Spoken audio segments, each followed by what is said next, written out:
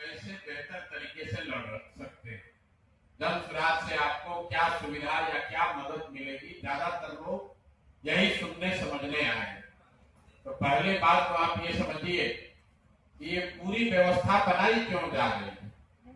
उसके मूल में जो बात पिछले 2-2.5 वर्ष से हम लोग कह रहे हैं कि बिहार में व्यवस्था सिर्फ विधायक और सांसद बदलने से नहीं सुधर सकता है।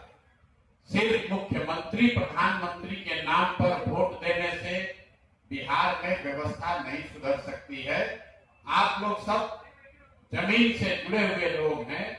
आप देख रहे हैं कि वार्ड सदस्य से लेकर ऊपर सांसद मंत्री तक ज्यादातर लोग इतना भ्रष्टाचार में डूबा हुआ है कि कोई किसी को जिताइए किसी को हराइए कोई फर्क पड़ने वाला नहीं। जो आ रहा है वही लूटना चालू कर देता है। तो जन सुराज ने एक व्यवस्था बनाने का प्रयास शुरू किया है, जिसमें हम लोगों ने कहा कि भाई सिर्फ 243 विधायक का चुनाव नहीं हो रहा, सिर्फ 40 सांसद बिहार के लोग नहीं चुन रहे हैं, 1.5 लाख से ज्यादा जनप्रतिनिधियों का भी चुनाव आप और हम कर रहे हैं।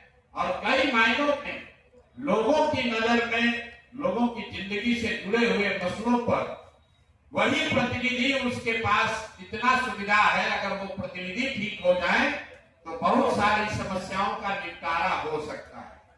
गांव में चलते हुए हम लोगों ने देखा ज्यादातर गरीब आदमी के लिए सरकार का मतलब मुखिया ही है, सरकार का मतलब उसके लिए दरोगा ही है। लोग ये भी नहीं कहते हैं कि प्रधानमंत्री हमको महंगाई बढ़ा दिए।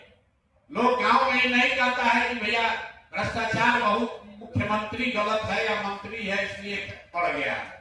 लोग यही कहते हैं भैया मुखिया हमारा काम नहीं कर रहा, हमारा राशन कार्ड बनाने में पैसा मांग रहा है, या हमारा नाली गली नहीं बना।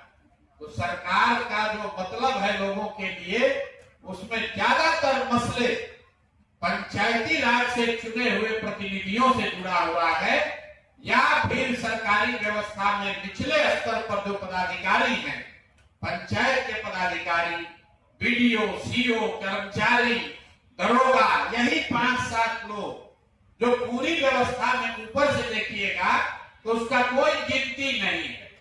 लेकिन गांव में रहने वाले किसान के लिए कर्मचारी